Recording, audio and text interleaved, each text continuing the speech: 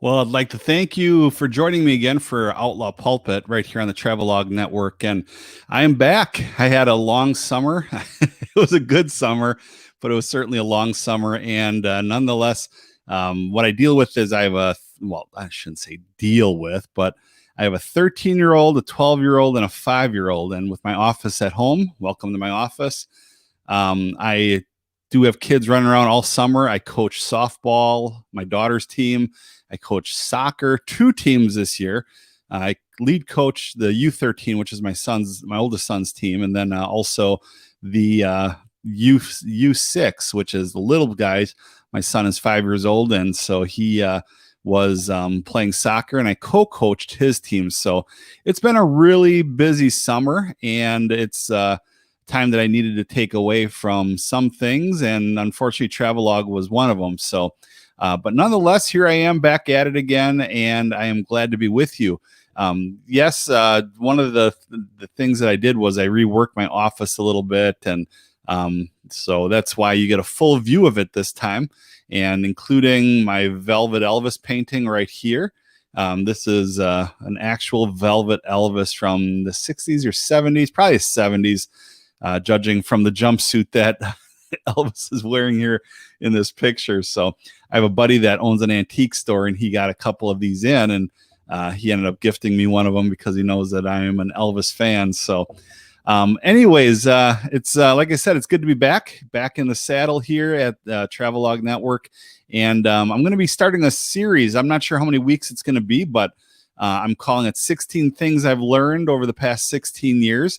And basically, last month marked 16 years since I became the pastor of this church right here in Wapaka, Wisconsin, called Radiant Fellowship. And it's been a joy. It's been a lot of things, and it's had its trials, it's had its ups, it's had its downs. And when you're at a place for 16 years, that's just how it goes. It's no different than if you're at a job for 16 years or more, that quite honestly, it can become something that is a lot of fun, but can also be something that presents its fair amount of challenges. And that's what this has been. It's been fun, but it's also had its fair amount of challenges. So that's where I'm going to be going with these 16 things that I've learned over the past 16 years regarding being a pastor.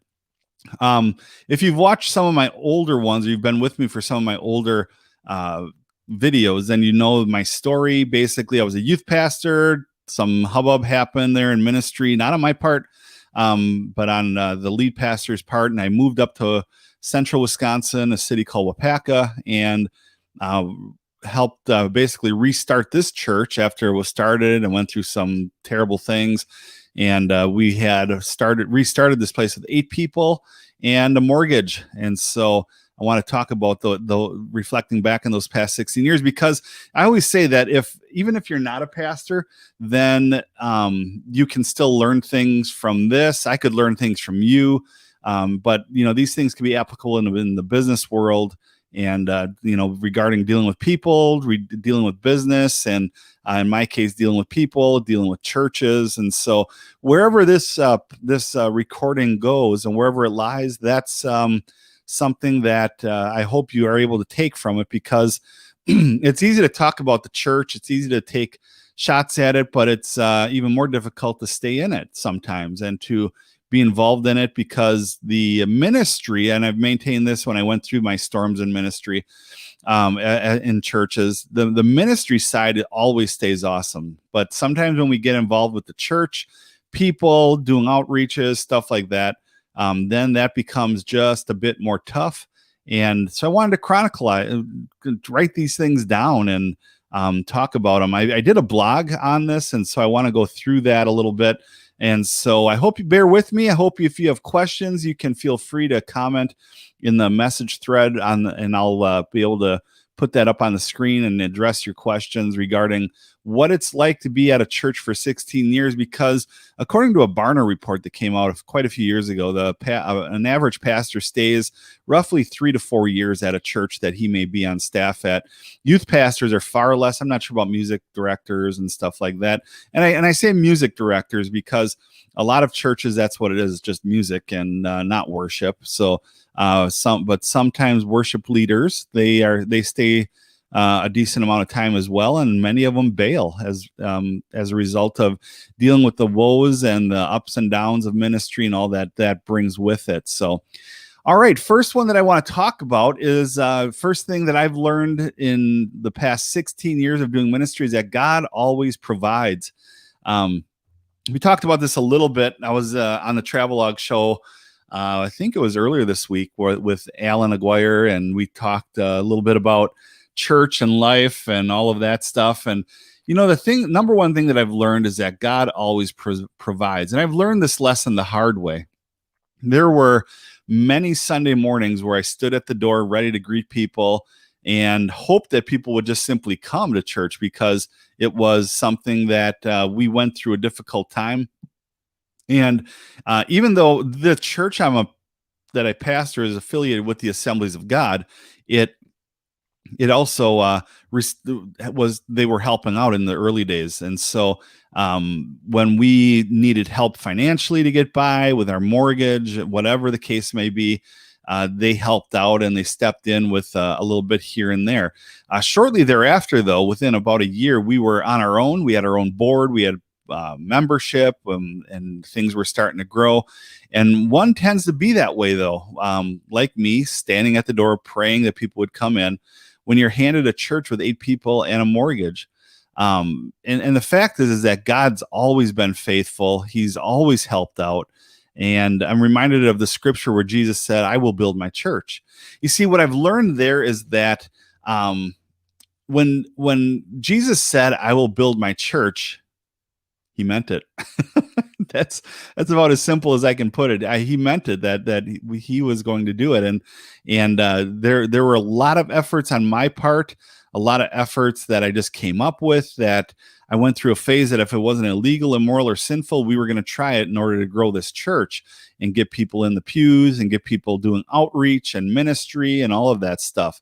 And with people in the church also comes funding. I mean, we got to be honest there. If you have a church building, then you're going to deal with bills. You're going to deal with lights, electric, gas, phone, internet, all of these things. And it took that side of it as well for people to start giving so that our church would be able to continue on and flourish and get going with things. Some weeks, I'll be honest with you, the budget wasn't met, yet God always provided. One of the things I pride our church on that I'm very happy about is that outside of our mortgage, we operate in the black. And the mortgage in a city where we're at isn't exponentially large. It's about $805 a month for us to own our building. And luckily, we are 3/4 of the way paid off on this thing. And so very fortunate, very blessed to have that. And, but God always provided. It was through offerings, through people praying. And as I was told early on by a retired pastor, that the Sundays where I was left biting my nails, the Sundays that I was left wondering what in the world did I get myself into, he told me these very important words, that God is seldom early, but he's never late. And I've learned that to be true because there were times that, quite honestly, we issued a check in faith that money was going to come in, and it did. It always did. And so our operating budget, when our mortgage is only $800 some dollars, and our utilities are even less, far less, we've learned that God's always faithful, people are faithful, and we can continue on with those things. So I guess I always wanted to start off with number one, God always provides. I never want to be in a place where I say, look what I did. I did this ministry. I did that. No, it was God. It was God put the idea in this head, and which can be a scary place to be. And he provided. He always did that. And when we started streaming, one of the big things that COVID brought to the church table was how to have a more effective presence on the internet. Well, for us, and that started in 2020 when churches started realizing, hey, we got to get going with this tech savvy stuff because we're facing lockdowns. And well, we've been streaming our services since I think roughly 2010. We started using Periscope. Remember that on Twitter?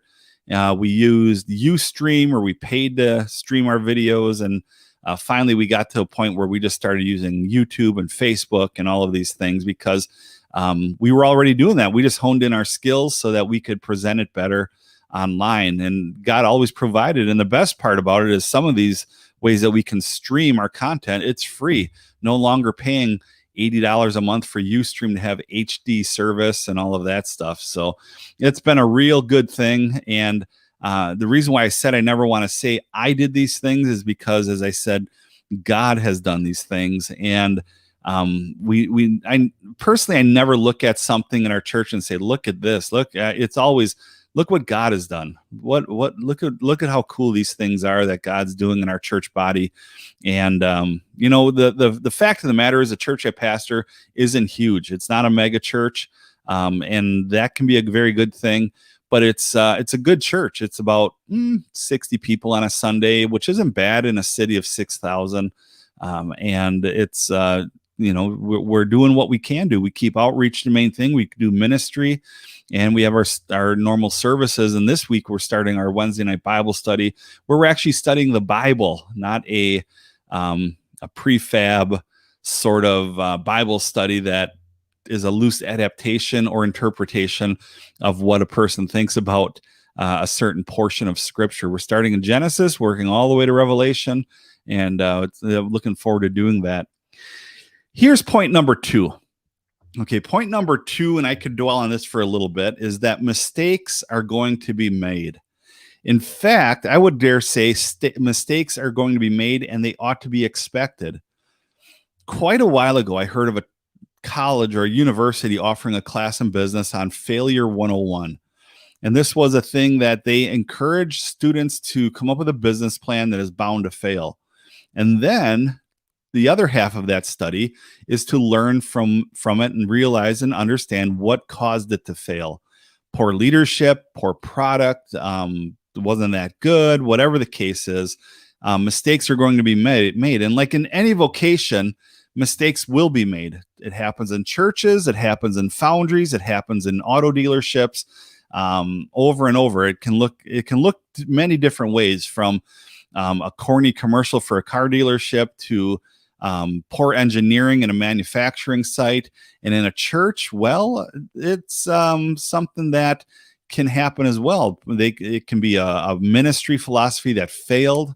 It can be a curriculum that failed. It can be leadership that failed. I know how that goes, as I've been in that situation before. And this all makes up part of being a pastor of a church. Now, I'm going to quote somebody here, and I don't put a lot of stock in this person, but I think it's a valid statement in regards to churches. Rick Warren of Saddleback Church said, "For every 99 things we have tried, one may have worked." One of the things that I did before I became a pastor, a youth pastor 20 some years ago, was I was a music buyer for a Christian bookstore. That is, I purchased the music at wholesale pricing to stock on the shelves to sell to the public.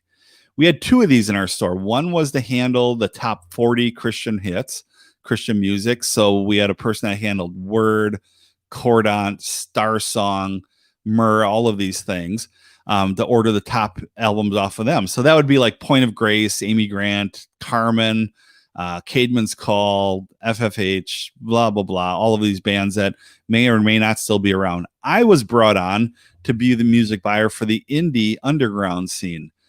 So I was the one that dealt directly with artists. And one of my favorite stories when I was a music buyer was I was and I still am a big fan of the group Savior Machine. And when this was right after they released their trilogy album, Part 1, and we weren't stocking any of their stuff. And I started wondering why we aren't stocking other stuff. And so I put an order together. I ordered their whole back stock of CDs, about 5 of each. to see how to give it a test run. This was in the Milwaukee area, by the way, when I was working there. I ordered T-shirts, I ordered stickers, all of these things. And as soon as I faxed in that order, lets you know how far back this goes when I say the word fax. When I faxed in the order, probably about 10 minutes later, I got a phone call. And the phone call was the store manager came back and said, "Hey Bob, there's somebody on your phone on the phone wanting to verify an order." And so I picked up the phone, and it was none other than Eric Clayton of Savior Machine. And I fanboyed a little bit. I'll admit that. But he wanted to verify this order because it was big. It was a big order, talking $1,000 or $2,000 worth of product. And I verified it, and we got it in. It was a really cool thing. But even then, there were areas that mistakes were going to be made. I ordered stuff in. Luckily, all the Savior Machines stuff sold. We got more in. It just kept going. In fact, now, for those of you that are in the Christian music scene, we were a store that oftentimes the folks from True Tunes would come in because they were based out of Chicago, and they'd come in and look at our stuff and maybe purchase a few things, and we would have their periodical that we stocked as well. But then there were the flops there, and I won't name those groups, but there were groups that I ordered in that we just sat on their product forever and ever, and it just wouldn't go. So I do find it interesting that Rick Warren said, for every 99 things we've done, one may have worked. And that's true for the church. Lord knows I've tried a lot of things and for me, coming out of that Christian music buying scene, I had a lot of connections to artists that would be willing to come in and do concerts. And I realized quickly up in Wapaka, Wisconsin, concerts don't grow a church. In fact, they're not very well attended at all. I brought in all sorts of artists, and I still bring some in now and then. But I brought in many different artists, ranging everywhere from John Schlitt of Petra. And for him, I advertised it up here as John Schlitt of Petra, but also former lead singer of Head East, classic rock band. We brought in Grave Robber. We've brought in Menace Trees Walking. We brought in, oh boy, just a bunch. We brought in Mike Rowe of 77s, Mike Pritzel of Violet Burning.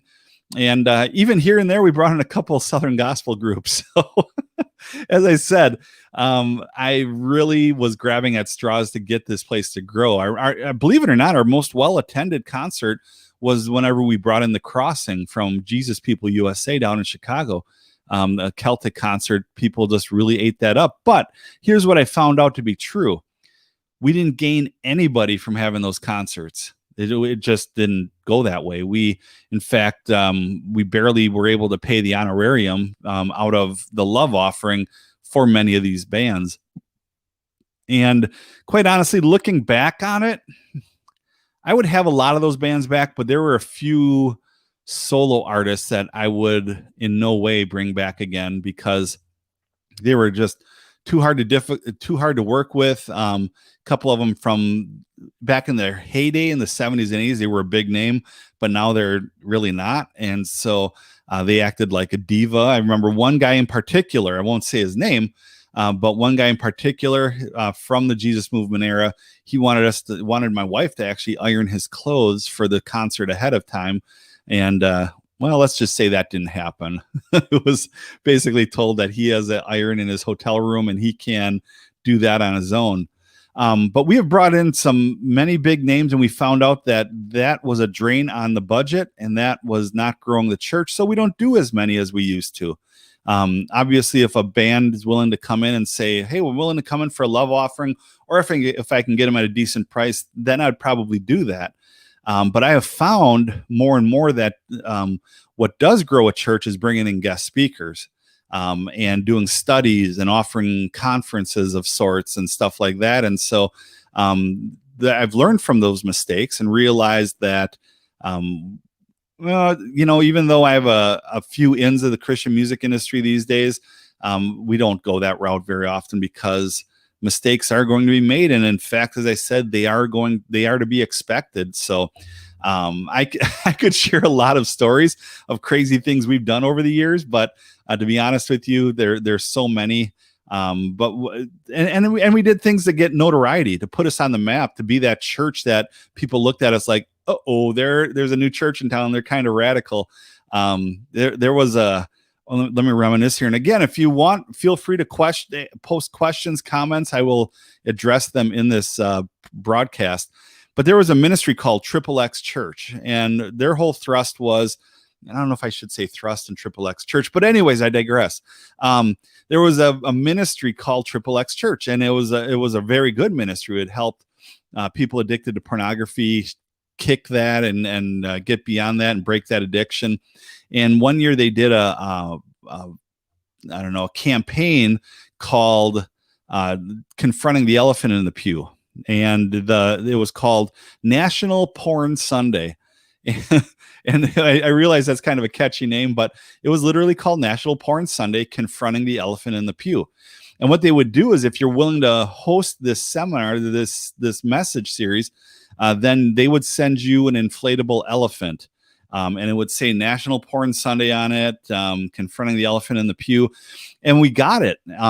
They shipped it to us UPS. And what we realized very quickly was that this thing was huge. In fact, it was a 40-foot tall inflatable blue elephant to put up in the church yard. Well, we took it one step further and put it on the roof of the church. So you can imagine when you drive by in Little Wapaka, which is like Mayberry, driving by and they see a big blue elephant on the church that says National Porn Sunday. Well, it raised some eyebrows, but we had a full church that Sunday, and a lot of people confessed to needing help in this area. It was a really good thing. So that was one that did work. But there were many other things that didn't work as well. And so we learned from these situations. I learned from this situation.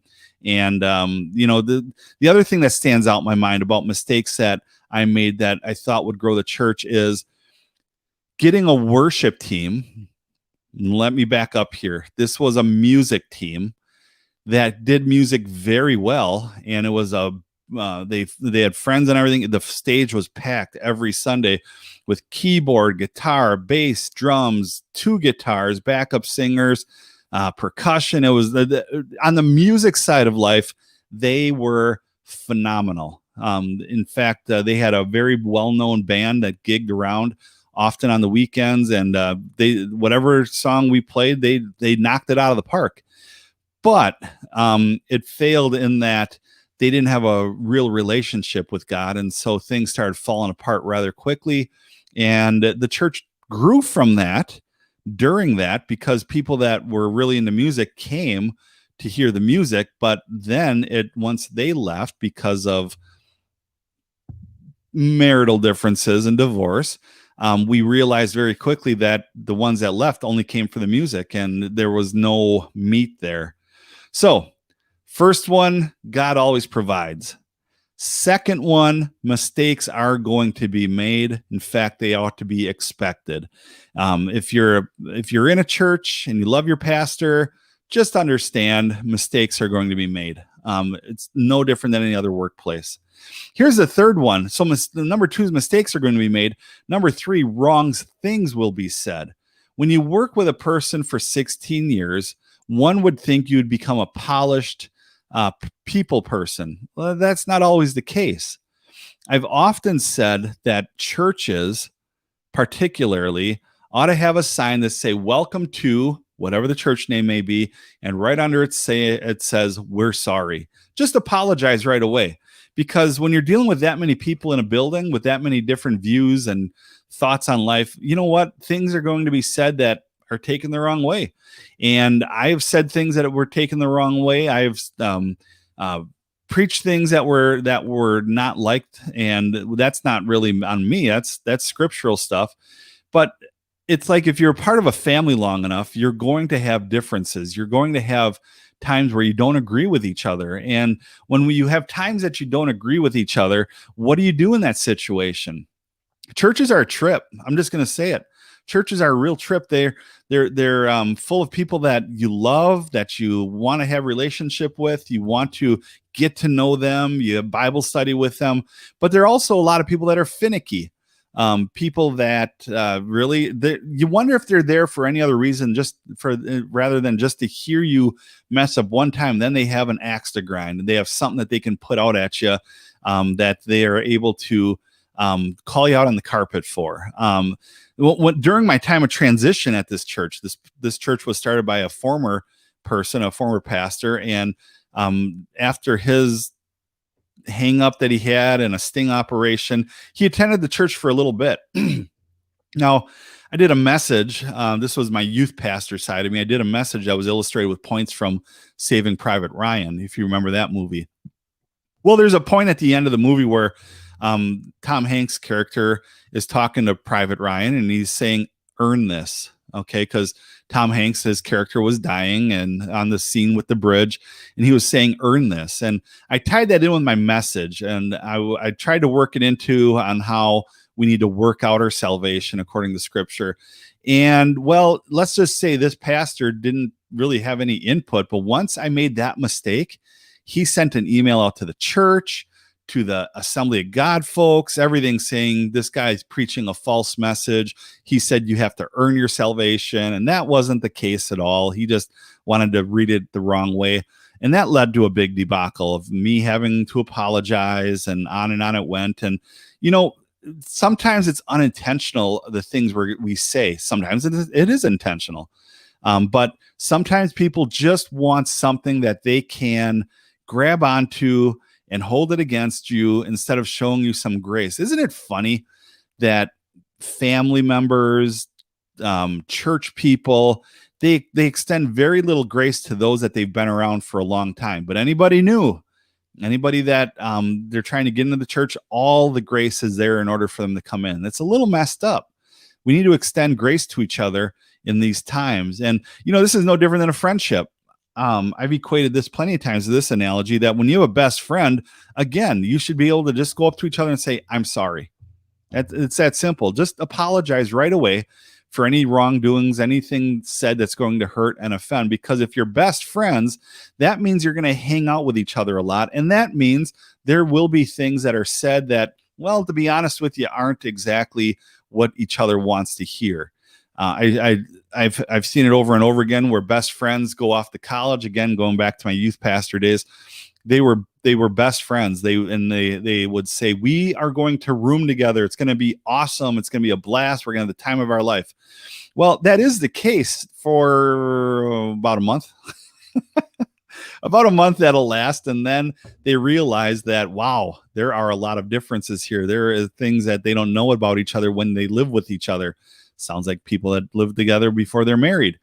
They realize there's a lot of things that they don't like about this person. And unfortunately, in the case of the two college kids that are besties and they end up becoming roommates, sadly, I've seen more times than not where their friendship dissolves by the end of that year. They can't wait until that school year's over so that they can get a new roommate. And unfortunately, their friendship is over, gone, and past. So, wrong things will be said. And I wrote down a note. It says, just to clear the air, a large percentage of pastors are not licensed counselors. With that said, some things will be said, and I'm not justifying in any way, shape, or form, but when a group of people are doing life together, how's that for churchy lingo? Life groups, doing life together. It gives me the chills. But wrong things will be said. Mistakes will be made. And instead of looking past it or asking for forgiveness, saying, "I think I owe you an apology," that person will end up leaving the church. And that really is the case, because a lot of times things will be said in counseling sessions that are taken the wrong way. Or maybe the pastor saying it said it, just need to say the truth, or he said it maliciously, whatever the case may be. But you have to keep in mind, if you're in a church and you attend a church, you walk in, they give you a bulletin and all that stuff, and you say, "I need to set up an appointment with my pastor for a counseling appointment." Understand this. Most pastors are not licensed counselors. They aren't. I am not. There are churches that will bring on a specific licensed counselor for you to talk with. But what you're getting is a pastor trying to act like a counselor. And when that happens, there might be a lot of good things about it. Number one, it's free. Okay. Number two, they're doing their best. They're trying to help you navigate your problem. But number three, because they're not licensed counselors, they may have a little bit of a blue collar foundry background, blue collar factory background, whatever the case may be. They're going to shoot straight with you. There's no, "Oh, well, How did that make you feel? No, they're gonna be like, get your act together, dude. You got problems. And honestly, we need to hear that sometimes. So, wrong things are going to be said. It's tough on a pastor, and it has got to be difficult on a family when a person considers themselves faithful churchgoers and the pastor can't remember their names because they come so little that they think they're part of the church, but they're really not. And so when you finally get to know that church, the pastor, you're like, ooh, I don't know that this is a good fit for me. So again, a reminder, wrong things will be said. Get over it. Get used to it. It's no different than a family get together. You always have that one aunt, that one uncle, that sibling that you can always count on them to say something wrong that you're going to just, but what do you do? What do you do in that situation? Do you end up putting down your Thanksgiving dinner and walk out the door? Well, I guess don't answer that. Some of us might. But you usually don't. You deal with it. Why? Because you're going to see them at Easter, at Christmas again, and then you won't see them until the next Thanksgiving meal. So you deal with it. And when you go to the next Thanksgiving meal, you're like, oh, okay, here's Aunt Ruth. And here she is with her comments and all that. Just put up with it for a couple hours and we'll see her again next year. So, and here's the deal. This is what I would encourage you to do. Any level-headed pastor, any level-headed staff member would welcome a person to come and say, hey, I'm not sure you worded that the right way, or I take offense to what you said. Can we talk about a little bit? That was what a mature person would do rather than saying, I'm done. I'm out the door. What does that accomplish? Because here's the deal. You're going to go to another church. You're going to sit there until you find something that aggravates you, and then you'll be gone again. It's that simple. You're going to be out the door, and that'll continue on and on. Now in our small little city, I call them boomerang Christians because it's just a matter of time when people are that jumpy in a church that they end up circling back to the church that they left and they give it a try again. They may stick around, or they might be a boomerang Christian where they go around to all the other churches again. They come back and try it again. It's as if the pastor forgets them from every time they come back in. No, if it's the same pastor, they're probably praying that you're going to find yourself a different place and stay put there than in that fellowship. All right. Are you sticking with me so far? There's not a whole lot of input here, but I would love for you to be able to chime in if you'd like. And if you're watching the pre-recorded or the recorded version of this, feel free to comment. I'll still get back to you on these any questions that you might have on this. So number 3 was wrong things will be said. And I would add the tagline again, they are to be expected. I guess just thinking out loud, if you get a young pastor that's a youth pastor and he's now a senior pastor, expect it. It's just, you're going to get a lot of dudes. You're going to get a lot of bros. You're going to get a lot of, different talk, lingo, methodologies, teachings, video clips, stuff like that. Get used to it because this person is new, and you got to show them a little grace in that. Because here's the deal: the first message I ever preached, I was 22 years old, youth pastor at Bayview Assembly of God in Milwaukee, Wisconsin. Technically Bayview, Wisconsin, which is the south side, right on the lakefront. And my first message that I was invited to share lasted exactly 8 minutes. And it was about as deep as a raindrop. Okay. That it was an awful message. I wish I could remember what it was on, but all I remember was walking away saying, wow, that was difficult. When you get a new pastor, have grace on them, show them grace, because there's nerves, there's all sorts of emotions going through their mind.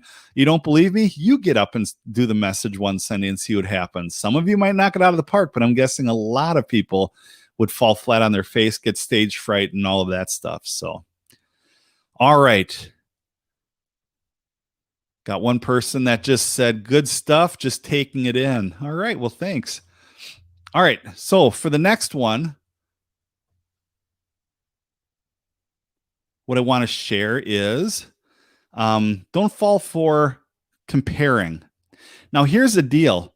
Unfortunately, I thought this was a half-hour show, and Wednesdays I have my sons that need to get out, that come home from school, and they get dismissed at 2:00. So what we're going to do is next week we're going to start at 12:00 and go till the 1:00 hour, so that we are able to spend more time together. But think about those things. If you have thoughts or questions, please feel free to email me, outlawpulpit@gmail.com, and I will get back to you as soon as I can. And again, I apologize that my first comeback show was only a half hour, but hey, I'm looking forward to being back in a new time slot at noon next week, so that I can spend more time with you as we work through the rest of these. So again, if you have any questions, outlawpulpit@gmail.com. I'll get back to you just as soon as I can. You have a fantastic day.